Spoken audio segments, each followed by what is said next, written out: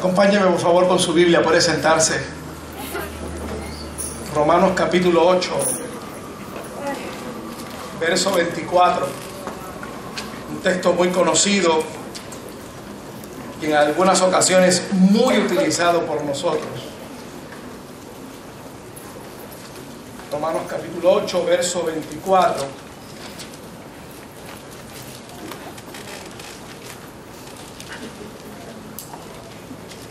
Qué bueno que estamos en la casa del Señor. Amén. Amén.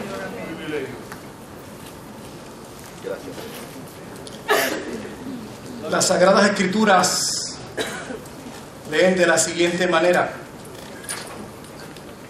Estoy leyendo aquí de la Nueva Versión Internacional.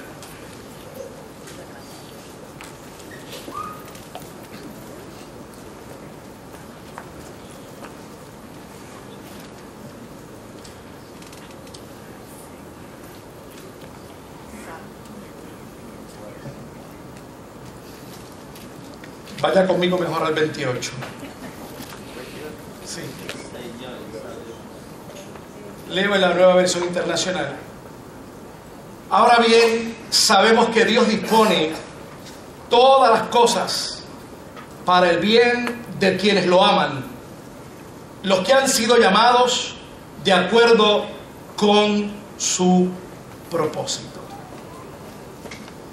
Si tienes la versión Reina Valera 60, la tradicional, pónmela ahí y la leemos ahora de la Reina Valera 60.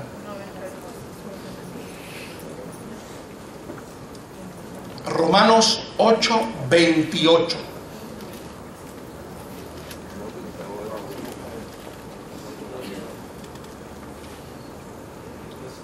Quiero hablar en esta noche, esta reflexión de esta noche.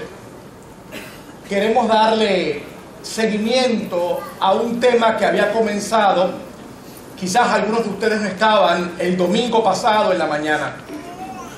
Yo estuve conversando con los hermanos y nuestra reflexión fue acerca del tema del concepto de la victoria en los creyentes. Cómo ese concepto nosotros lo vivimos, nosotros lo ponemos en función de lo que somos.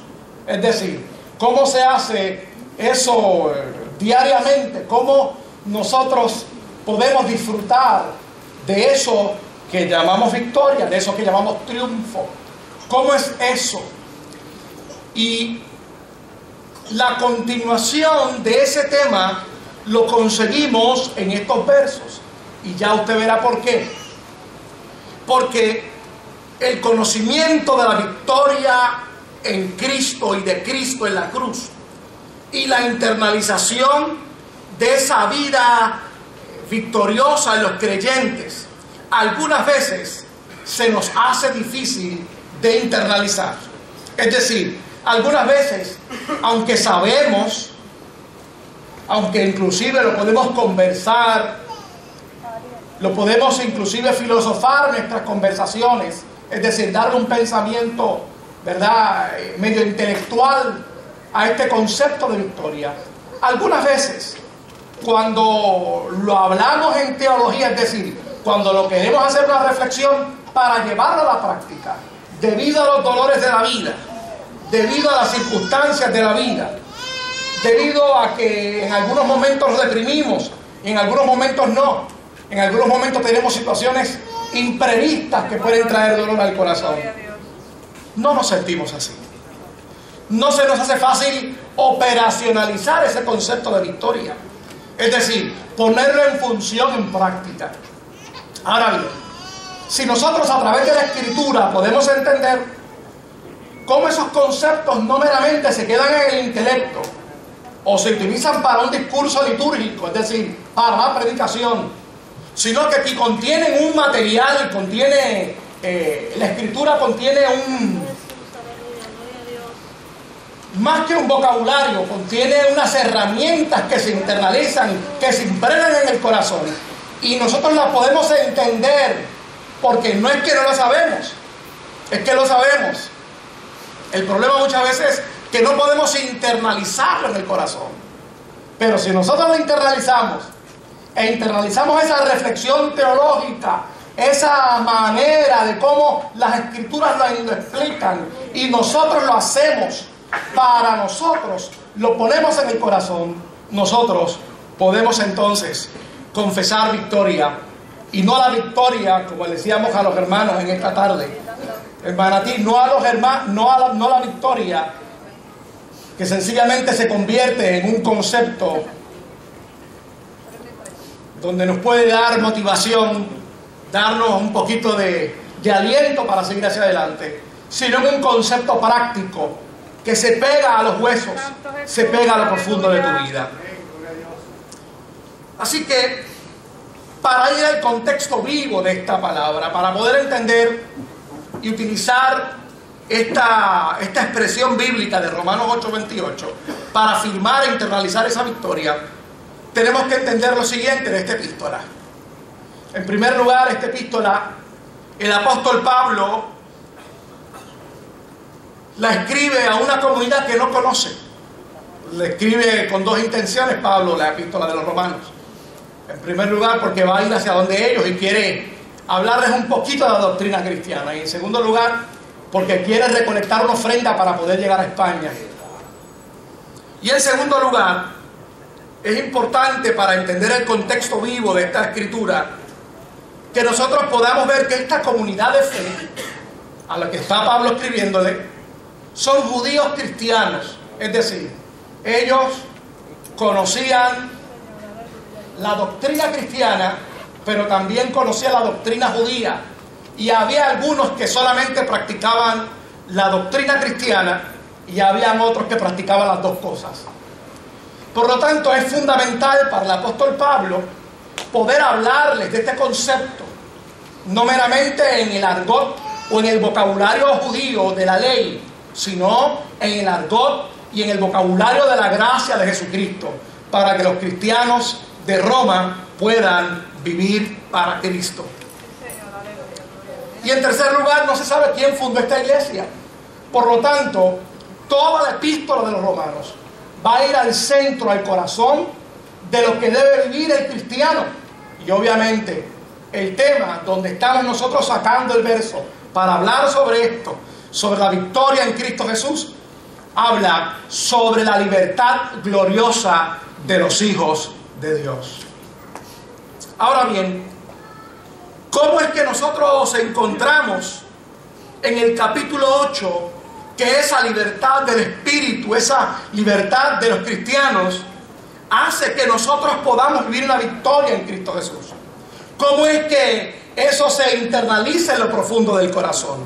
¿Cómo es que nosotros podemos trabajar entendiendo la libertad en Cristo y a su vez afirmar una vida victoriosa en Él?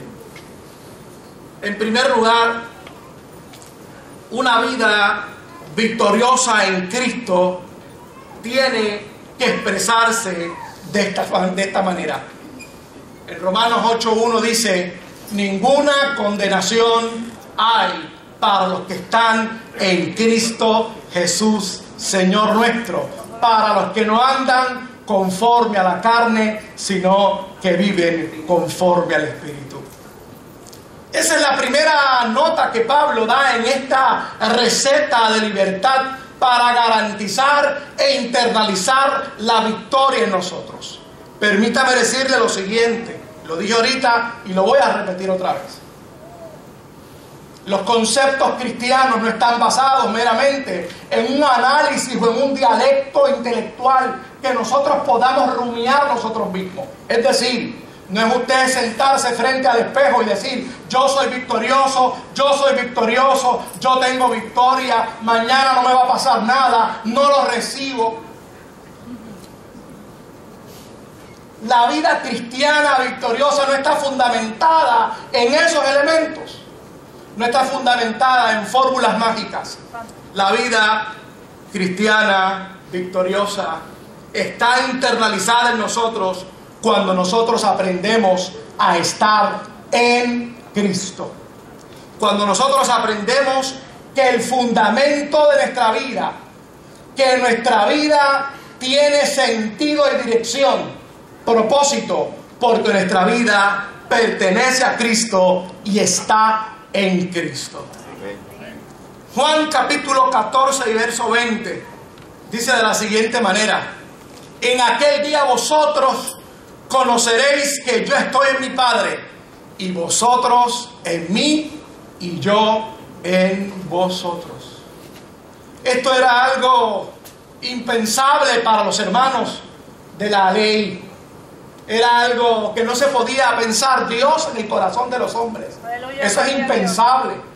Hay un texto que me fascina del profeta cuando dice: y convertiré los corazones de piedra en corazones de carne.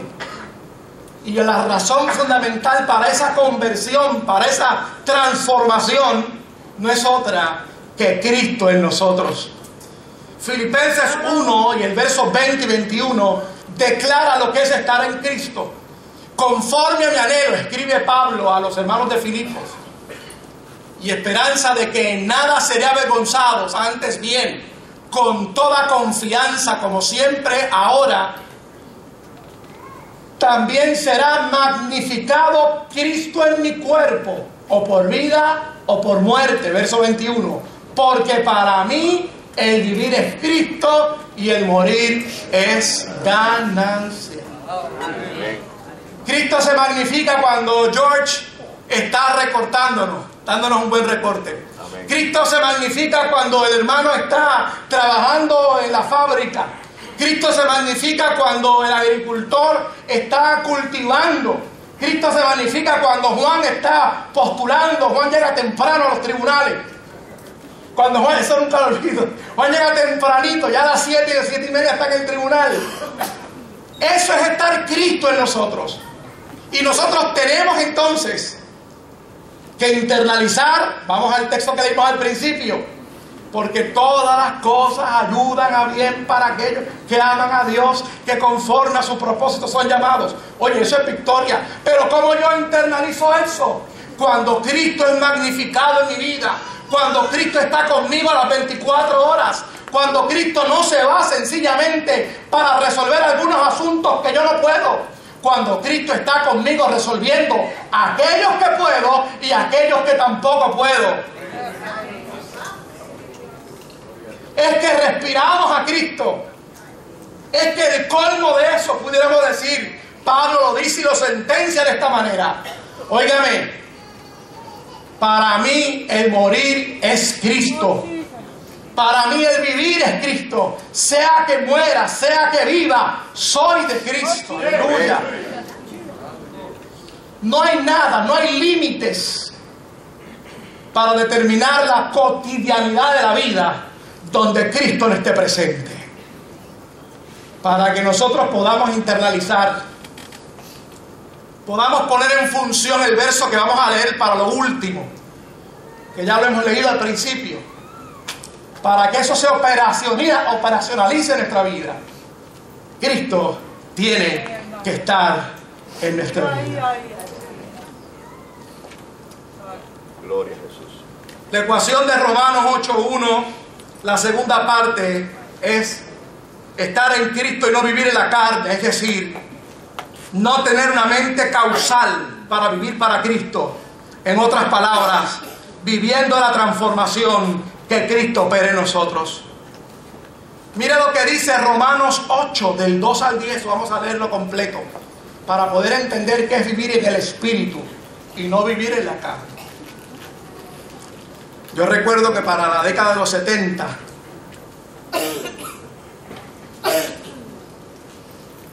como la única versión que utilizábamos era la versión Reina Valera 60, el concepto de la carne era utilizado a diestra y a siniestra. Cuando había alguna conducta, algún pensamiento, algún ideario que fuera contrario a la postulación cristiana, era carnal. Algunos dicen por ahí la chuleta. Pero primero permítame añadir este pensamiento con relación a lo que es la carne. Recuerde que queremos internalizar el concepto de la victoria en los cristianos a través de un postulado de libertad que que comienza resumiendo el verso 28 y termina el final diciendo que somos más que vencedores. Ahora bien, ¿cómo es que las cosas nos ayudan a bien cuando sencillamente pasa una tragedia en mi casa? ¿Cómo es que eso ayuda bien? La mente carnal, Pablo dice que el Espíritu Santo nos ayuda a acomodar las cosas en su lugar. Lo espiritual con el espíritu y lo carnal a lo carnal. Ahora bien, cuando nosotros vivimos en el espíritu, la mente cristiana no tiene una mente causal. ¿Qué es una mente causal? La mente que siempre está pensando en causa y efecto. Ah, no, porque lo que me pasa es que yo me porté mal. Es que hay vibraciones o malas cosas, o el demonio está detrás de mí, o es que el diablo me está tentando. Siempre hay una causalidad. Tenemos que tener mucho cuidado con eso. Nota aclaratoria: no estamos diciendo que esas cosas no suceden. Estamos diciendo que nuestra mente no puede estar respondiendo. Nuestra mente en Cristo no responde como responde la mentalidad del mundo. La mente en Cristo responde porque primero está Cristo y después de Cristo viene lo demás. ¿Usted me está entendiendo lo que estoy diciendo? Usted no está respondiendo a que las cosas malas que le suceden a usted es sencillamente porque le sucedieron, porque usted hizo cosas malas, porque no apretó el botón correcto. Mira lo que dice Romanos 8, del 2 al 10. Porque la ley del Espíritu de vida en Cristo Jesús me ha librado de la ley del pecado y de la muerte. Porque lo que era imposible para la ley, porque era débil por la carne, Dios enviando a su Hijo en semejanza de carne, de pecado y a causa del pecado, condenó al pecado en la carne, para que la justicia de la ley se cumpliese en nosotros, que no andamos conforme a la carne, sino conforme al Espíritu. Conforme al Espíritu es entender que la ley del pecado, es decir, esa causalidad natural, ya no funciona en nosotros como funciona en los hijos que no tienen y gozan de la libertad gloriosa de Cristo Jesús. No hay nada que nos pueda obligar a pecar. Para la década de los 90, en este altar, se dijo de forma extraordinaria, hasta la saciedad: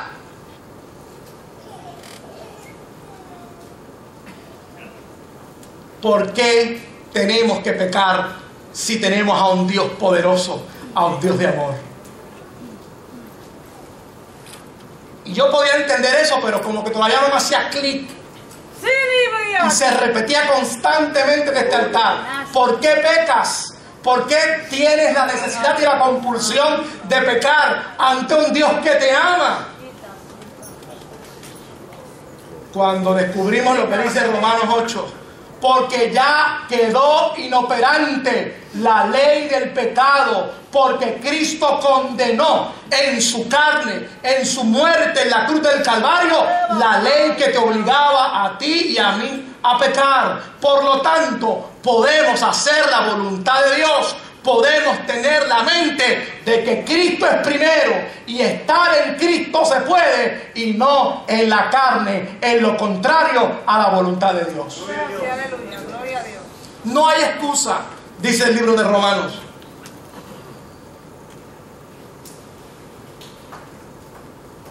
Que muchos amén, ay, amén.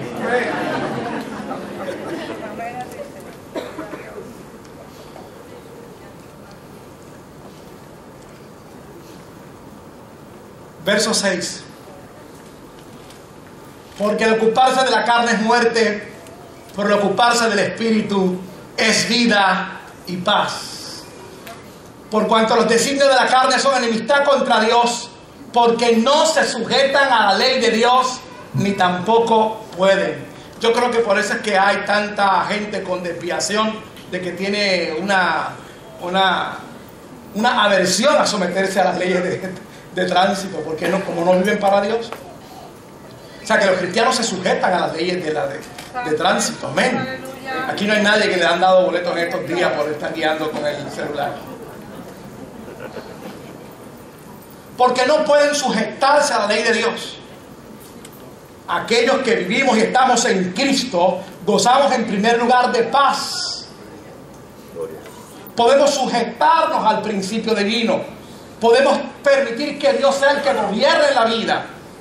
Porque podemos agradar a Dios. Adelante. Anda y no temas. Verso 9. Mas vosotros vivís según la carne. Mas vosotros no vivís según la carne, sino según el Espíritu, si es que el Espíritu de Dios mora en vosotros. Y si alguno tiene el Espíritu de Cristo, no tiene el Espíritu de Cristo, no es de él. Verso 10. Pero si Cristo está en vosotros, el cuerpo en verdad está muerto a causa del pecado, mas el Espíritu vive a causa de la justicia. Gloria a Jesús. Si ese principio está en nosotros, entonces podemos declarar: mas todas las cosas ayudan a bien a aquellos que aman a Dios. Es que el concepto de victoria, repito, se internaliza cuando Cristo está presente en nuestra vida. No es meramente un repetir hueco. No es meramente una declaración cuando las cosas nos van bien. El segundo planteamiento de Pablo es que el entendimiento de las aflicciones es parte del caminar cristiano. Pablo lo manifiesta de una manera como lo plantearía un cristiano del primer siglo y del segundo siglo. Es que tenemos que llevar los sufrimientos de Cristo. Y obviamente yo lo compartí a los hermanos que ese concepto es árido en nosotros. Porque precisamente de eso es que estamos huyendo, de sufrir, de pasar las cosas mal. Porque ese concepto en nuestra mente no puede estar. Pero la mente de los cristianos del primer siglo y del segundo siglo pueden interpretar las cosas distintas porque no tienen una mente causal, no tienen una mente de que las cosas me van mal porque yo estoy mal. Así que yo tengo que arreglar a como dé lugar las cosas porque entonces yo estoy bien. Si tengo chavo, estoy bendecido. Si hay comida en la alacena, estoy bendecido. Si tengo dinero en el banco, estoy bendecido. Y si no lo tienen, ¿están bendecidos o no están bendecidos? Esa es la mente humana, la mente carnal, la mente causal. La mente de la persona y del hombre y la mujer que viven en el Espíritu pueden entender lo que dice Romanos 8, del 17 al 18. Gloria a Jesús. Que en este momento sería un poquito difícil poder expresar eso. Eso no lo mencionan los cristianos. No dicen, ay, y si también somos herederos de Dios y coherederos con Cristo, si es que padecemos juntamente con Él, para que juntamente con Él seamos glorificados. Nos gusta la última parte. La última parte del verso 17 que leímos, que dice, para que juntamente con Él seamos glorificados. La primera parte no nos gusta. Si es que padecemos juntamente con Él. Mire lo que dice, mire cómo lo interpreta ahora el verso 18. Pues tengo por cierto que las aflicciones del tiempo presente no son comparables con la gloria venidera que en nosotros se ha de manifestar.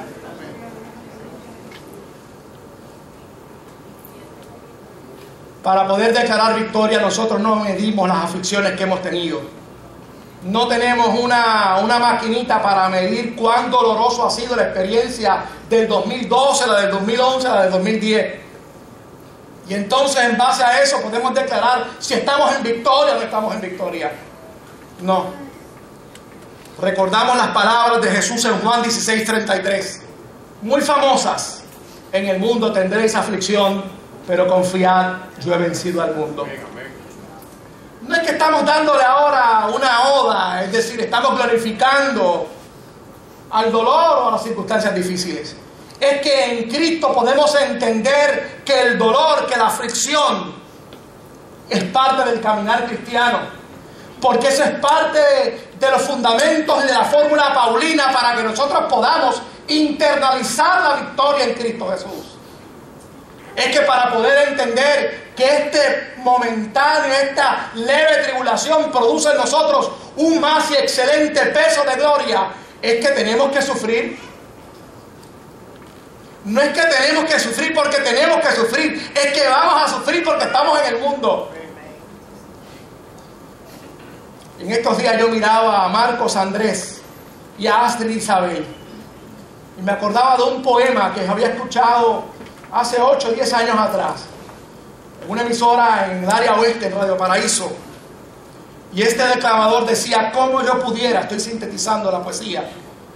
Como si yo pudiera quitarle los dolores, y comienza a narrar los dolores y las circunstancias difíciles que los seres humanos experimentamos en la vida. Si yo pudiera evitar que mis hijos vivieran esos momentos. Si yo pudiera evitar que mis hijos no vieran a sus abuelos fallecer. Si yo pudiera, y comenzaba por ahí a narrar las experiencias de dolor que todos experimentamos en la vida. Si yo pudiera evitarlas. Pero no podemos. Es parte del caminar de la vida. Y los cristianos y las cristianas, para poder reafirmar esa victoria en Cristo, tenemos que afirmar lo que el apóstol Pablo dice en Romanos 8, el 17 al 18. Tenemos que, si es menester que padezcamos con Cristo, lo padezcamos. Cada momento y cada momento de dificultad y de lágrimas que atravesamos en este valle por el cual vivimos, el Maestro ha estado de tu mano. El Maestro te ha echado la mano por el hombro, ha caminado contigo, ha caminado a tu paso, ha caminado a tu ritmo, ha visto tus lágrimas, ha visto tus pensamientos de dolor más profundo, ha visto las ideas de un dolor que nada se puede expresar, que solamente lo llevas adentro, en tu corazón, en tu mente, en el alma. Pero el Cristo que anda contigo, el Cristo que está en ti por su Espíritu Santo, te ha dado la fortaleza y la capacidad para que puedas padecer juntamente con Él, para su gloria y para su honra. Yo le comentaba a los hermanos en la clase de historia bíblica que uno de los padres de la iglesia, Juan Crisóstomo, le decían el pico de oro, predicaba hasta 10 veces diarias.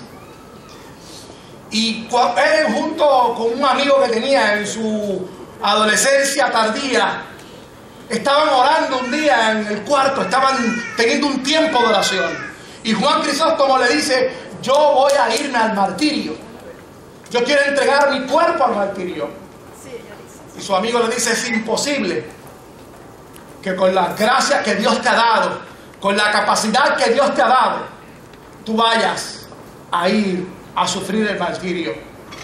Es decir, no es que estamos negando la realidad del dolor, y tampoco es que la vamos a exacerbar.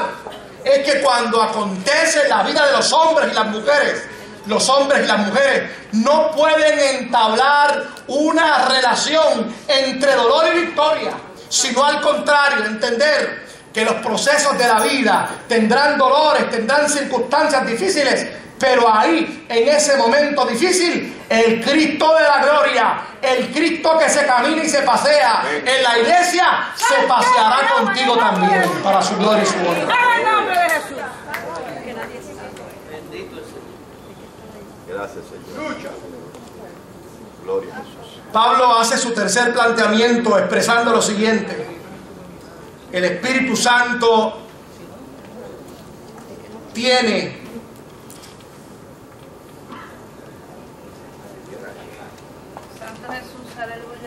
la capacidad para ayudarte en los momentos en que tus fuerzas no están presentes, como están presentes en los momentos posiblemente donde tú puedes manejar las circunstancias. Romanos 8, 26 y 27 declara lo siguiente: y de igual manera el Espíritu nos ayuda en nuestra debilidad, pues qué hemos de pedir como conviene no lo sabemos, pero el Espíritu mismo intercede por nosotros con gemidos indecibles. Mas el que escudriña los corazones sabe cuál es la intención del Espíritu, porque conforme a la voluntad de Dios intercede por los santos. Somos hijos de Dios. Gálatas 4:6 declara lo siguiente: y por cuanto sois hijos de Dios, Dios envió a vuestros corazones el Espíritu de su Hijo, el cual clama: Abba, Padre. Su Espíritu Santo está en nosotros. Y eso es algo fundamental, algo extraordinario. El Espíritu Santo no está solamente para manifestaciones. En particular, el Espíritu Santo está ahí para ayudarte en los momentos más difíciles de tu vida.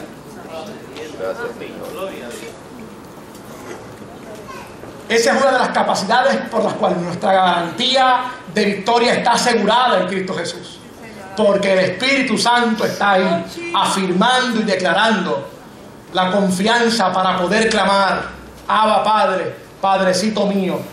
Y si no sé interceder, si no puedo entender, si no tengo la alternativa para poder orar a Dios, dame esta alternativa y solución, y solamente estoy postrado en su presencia, la Biblia declara que su Espíritu clama en gemidos indecibles al Padre. Romanos 8:11 dice lo siguiente: y si el Espíritu de aquel que levantó de los muertos a Jesús mora en vosotros, el que levantó de los muertos a Cristo Jesús vivificará también vuestros cuerpos mortales por su Espíritu que mora en vosotros. No solamente gime, no solamente intercede. Hay veces que no sabemos por qué estamos cansados. Hay veces que no sabemos por qué nos sentimos así como en el buen español enjuabinados. Hemos estado luchando en el interior de nuestra mente, buscando la solución a X o Y alternativa. Y no sabemos cómo vamos a encontrar esa alternativa. El Espíritu Santo vivifica nuestra vida. Y este es un planteamiento que no es meramente espiritual. Vivifica lo que somos nosotros. Parte comenzando en el espíritu, pero vivifica el alma, vivifica el cuerpo, porque el cuerpo es templo del Espíritu Santo de Dios. Ante esos planteamientos, queridos, podemos reafirmar entonces en esta noche: todas las cosas ayudan a bien para los que aman a Dios y que conforme a su propósito son llamados. Sí, Señor. Si Cristo está presente, si vivo en el Espíritu y no en la carne, si entiendo que los dolores de la vida estarán presentes, pero el Espíritu Santo está con nosotros para ayudarnos a caminar, si el Espíritu Santo nos ayuda en los momentos en que no entendemos porque nos da la capacidad para clamar al Padre, entonces dice el apóstol, comienza diciendo que hay un conocimiento. Volvemos a Romanos 8:28, por favor. En Reina Valera, si es tan amable. Y comienza el apóstol diciendo: y sabemos. Eso no es un conocimiento, ese es el conocimiento. Juan tuvo que combatir ese un conocimiento. Me explico. Porque la iglesia entendía que había algunos nada más que podían conocer las cosas. Y Juan tiene que reafirmar en un texto categórico que nosotros utilizamos: vosotros tenéis la unción del Santo y no tenéis necesidad de que nadie os enseñe. Haciendo la salvedad de que ese conocimiento es para todos los cristianos y las cristianas. Y ese conocimiento parte de una experiencia de adentro hacia afuera.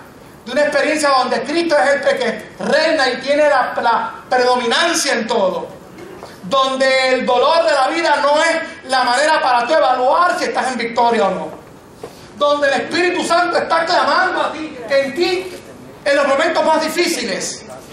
Entonces ese conocimiento da esperanza. Por eso Él tiene que decir: y sabemos. Y ese sabemos se expresa en el conocimiento de la verdad. En Juan 17:3, cuando dice lo siguiente: y esta es la vida eterna, que te conozcan a ti, el único Dios verdadero, y a Jesucristo, a quien has enviado.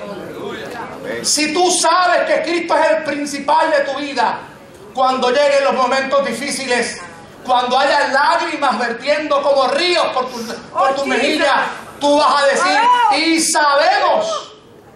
Porque sabes en primer lugar que Él es la vida eterna, que a quien tú conoces es a Jesucristo, el único Dios verdadero. Aleluya.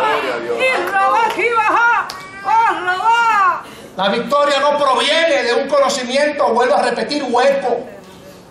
de un repetir para tú poder convencerte a ti mismo. La victoria emana del Cristo vivo que está en ti. Por lo tanto, y sabemos, se plantea de la victoria conociendo la verdad. En segundo lugar, de la victoria conociendo la esperanza. Como declara Pablo en 2 de Corintios capítulo 5 y verso 1, que dice: porque sabemos que si nuestra morada terrestre, este tabernáculo se deshiciere, tenemos de Dios un edificio, una casa no hecha de manos, eterna en los cielos.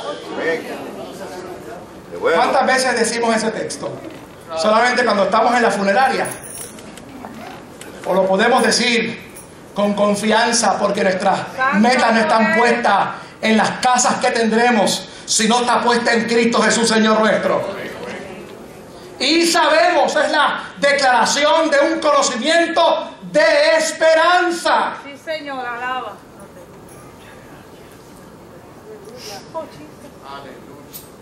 Cuando mi suegra se apretó a mí, cuando yo tuve que declararle que el que ella estaba viendo en la televisión era su hijo muerto, porque lamentablemente la prensa de este país no tuvo la sensibilidad para primeramente saber si los familiares sabían lo que había pasado, y se mandó una periodista y declaró el nombre donde trabajaba. Lo que faltó fue que sacara la licencia y la presentara así en televisión. Y mi suegra me llevaba gritando. Nunca podré olvidar esa fecha. 15 de octubre a las 7 de la mañana. Y cuando yo llego al apartamento, mi suegra me dice: yo llamé a Mosi, que es su hermana que vive, porque yo sentía como que me iba a dar algo, Ariel. Pero se agarró a mí y empezó a orar. Yo no tenía palabras, porque ella me dice: pero eso es verdad lo que dice la televisión, Ariel. ¿Es David Alberto? Y yo sin palabras diciéndole: sí, mamá, es David Alberto, el que viste ahí en la televisión. Y ella comienza a orar, a decir: Señor, te llevaste en este momento a mi hijo, yo no puedo entender esto. Yo siento como que no tengo fuerzas, pero Señor, ayúdame tú. Ayúdame, Señor, en este momento tan difícil. Señor, ayúdame, mírame, Señor, mira, yo quiero responder bien a esto, Señor, que yo no me descomponga, decía mi suegra. Obviamente, uno no tenía palabras que responder en ese momento, porque en ese momento allí estaba expresado la esperanza única que tienen los cristianos y las cristianas. ¿Cómo nosotros vamos a ver en este momento a Dios? ¿Cómo vamos a ver a Dios en la tragedia inexplicable? ¿Cómo vamos a ver a Dios en la vida que se apaga? ¿Cómo vamos a ver a Dios en tantas cosas que tuvimos que después lidiar? La familia, que no teníamos explicación. ¿Dónde vamos a ver a Dios? ¿Cómo vamos al otro día, el domingo que viene, a predicar victoria? Y sabemos, porque sabemos que si nuestra morada terrestre, este tabernáculo se deshiciere, tenemos un edificio, una casa no hecha de manos, eterna en los cielos. Es decir, la esperanza en el corazón de los creyentes y de las creyentes no está matizada en las circunstancias difíciles, no está matizada en lo inexplicable, está matizada en la fe de un Dios poderoso, que la Biblia dice y declara en Hebreos que los hombres y las mujeres pueden declarar las cosas que no ven como si fueran. Finalmente, para declarar que todas las cosas ayudan a los cristianos y a las cristianas, tenemos que decir, y sabemos lo planteado en que para poder saber hay que practicarlo, y la única manera en que se practica es amando. Señor. Primera de Juan capítulo 3 y verso 14. Nosotros sabemos que hemos pasado de muerte a vida en que amamos a los hermanos, y el que no ama a su hermano permanece en muerte. Si estos tres elementos fundamentados con lo que habíamos hablado se expresan en nuestra vida, en nuestro caminar cotidiano. El conocimiento de la verdad que está en nosotros, que es Cristo. El conocimiento de la esperanza en nosotros. Y la forma cotidiana de expresar ese conocimiento, que es en el amor. Entonces, podemos declarar y sabemos, Romanos 8:28, y sabemos que a los que aman a Dios, todas las cosas le ayudan a bien. Esto es a los que conforme a su propósito son llamados. Ponte en pie, por favor.